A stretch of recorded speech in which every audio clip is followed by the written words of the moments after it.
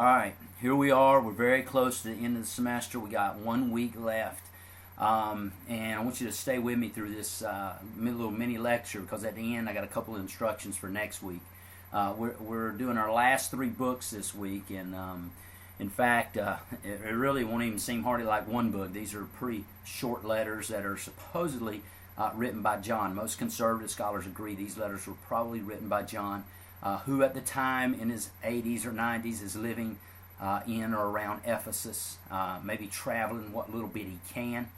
And so he is trying to give some instruction and some encouragement to the churches. And I thought we'd start out by just talking a little bit about John. And then we will get into the letters just briefly, and then talk about it next week. First of all, John was probably one of Jesus' first disciples. He was first a follower of the baptizer, or John the Baptist. And he and Andrew would go and find Peter and James and bring them to Jesus once John kind of points Andrew and John, John the Baptist, points Andrew and the apostle, or who would become the apostle John, to Jesus. They begin to follow him, and then they go get their brothers. John, in the Gospel of John anyway, is known as the Beloved. He was a little younger than the rest of the apostles, so he was kind of like the kid brother of the group. He was in Jesus' inner circle. Usually when Jesus went away to give some kind of special instruction, in one instance to reveal himself in his glory, called the Transfiguration, he brought Peter, James, and John. And then we see that early on John is far from perfect. Jesus calls him the son of thunder. He and his brother James, in fact, are called the sons of thunder. And that was not necessarily a compliment. It was kind of a nickname, kind of like we would give one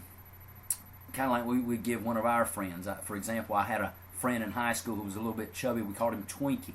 And Jesus was kind of giving a nickname to John just to kind of jab at him a little bit. Look, you need to watch your temper. So John was a man of passion. We also see that he was also a man of ambition. And we find in one instance that John and his brother, they don't even go to Jesus themselves. They actually have their mother go to Jesus and ask Jesus for thrones to sit on Jesus' right and left whenever Jesus enters into the kingdom. And what we see there is that Jesus responds to them by saying, are you willing to go through what I'm going to go through? And what Jesus is alluding there to is he's alluding to the fact that he will suffer and ultimately die as a result of his obedience to God. And he is putting the ball in John and James's court, saying, look, if you want thrones, you're going to have to suffer first. I don't know that John and James at that time were quite ready for what all that entailed. And it was quite a humbling experience at that time for him to say, thrones do not come without suffering.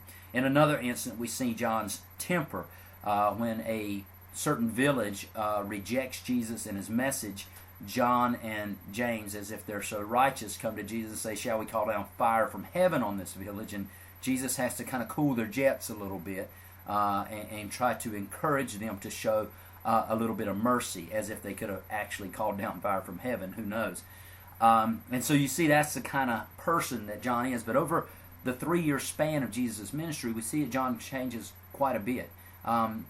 When Jesus, the end of Jesus' life comes and it's drawing to a near, and he is betrayed and ultimately arrested, when all the other disciples would run, and all the other disciples would deny or betray Jesus or seek to save themselves, it would be John who sticks by Jesus even to the point of the cross.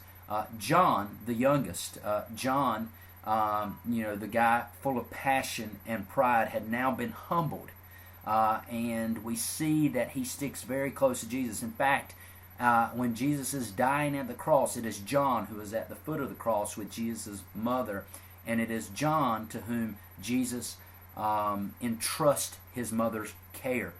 And as John ages and the church begins to grow after Jesus' death, and the church begins to grow, we find that many of the other disciples are martyred. Thomas, he'll be killed in India, shot in the back with arrows, tradition says. Tradition states that Peter would be crucified upside down in Rome, and John's own brother James becomes the church, or the first martyred disciple under Herod. And what we see there is that John will watch all the other disciples that walk with Jesus. This close-knit group that stayed together for 3 years. He'll watch all of them die a martyr's death. And then John will come near the end of his life. And as an old man, John will be boiled, tradition says, be boiled in oil in order to get, in an attempt to get him to deny his faith, to deny his Lord Jesus. And John would not. John would survive the attempt on his life. He would be exiled, tradition says, to Patmos, where he maybe wrote Revelation. Some traditions say that John may have gotten off of the island of Patmos, where he then wrote from Ephesus these letters that we have, 1st, 2nd, and 3rd John. Some others, depending on who you read, say that these letters may have been written before his events in Patmos. And then some will tell you that the letters were not written by John at all.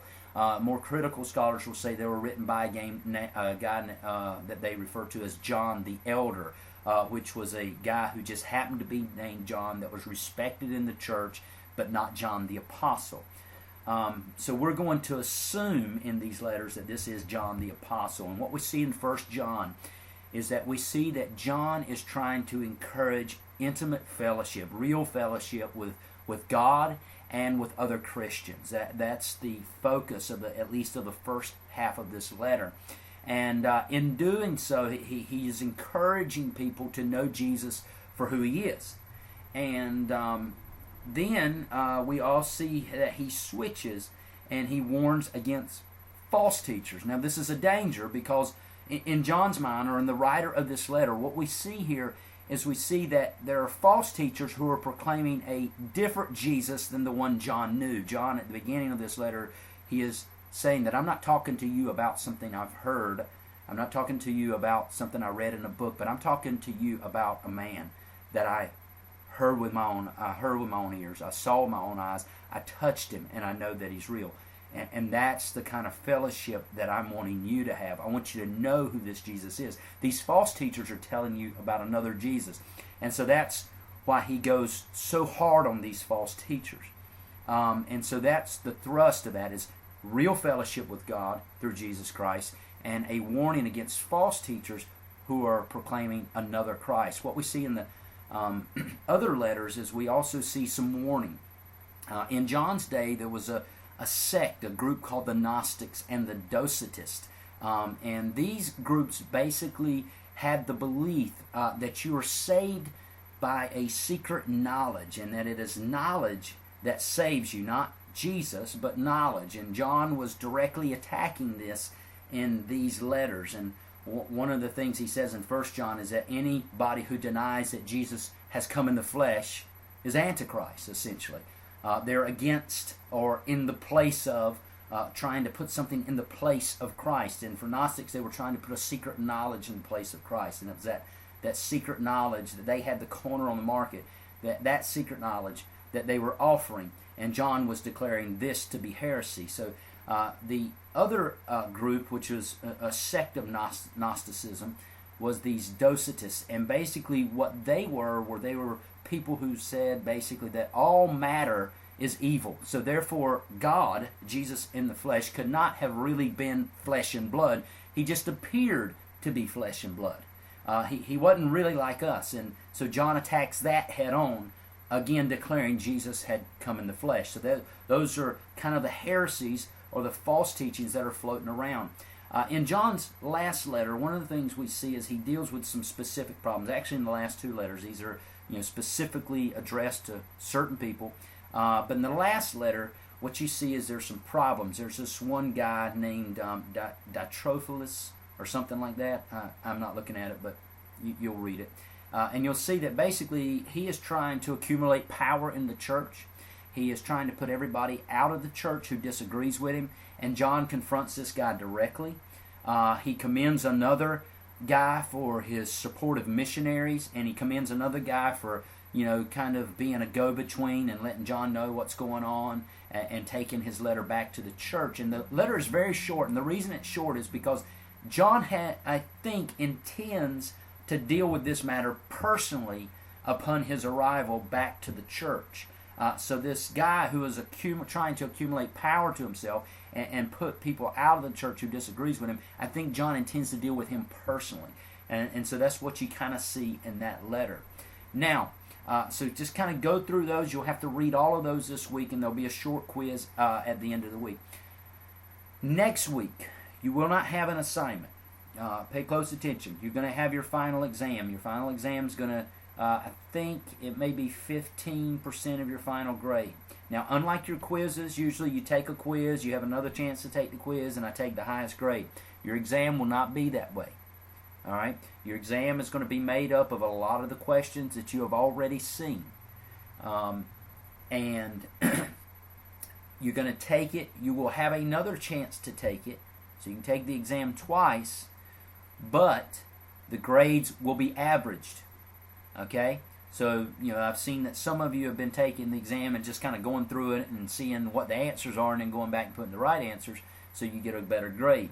And, this time that's not the case. What's going to happen is if you make a 20 on the exam, which I've seen 20s and I've seen a 9, believe it or not, and if you make that, it's going to be averaged with the next one you take.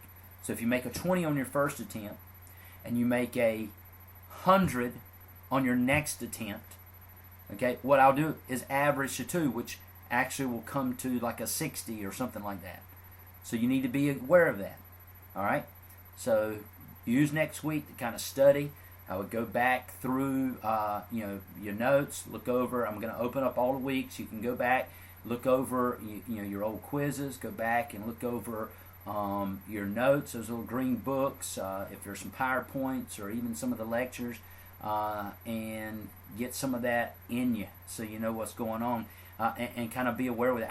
If I were you, I might even print out some of the notes so that you can have them there with you while you're taking the test or taking the exam.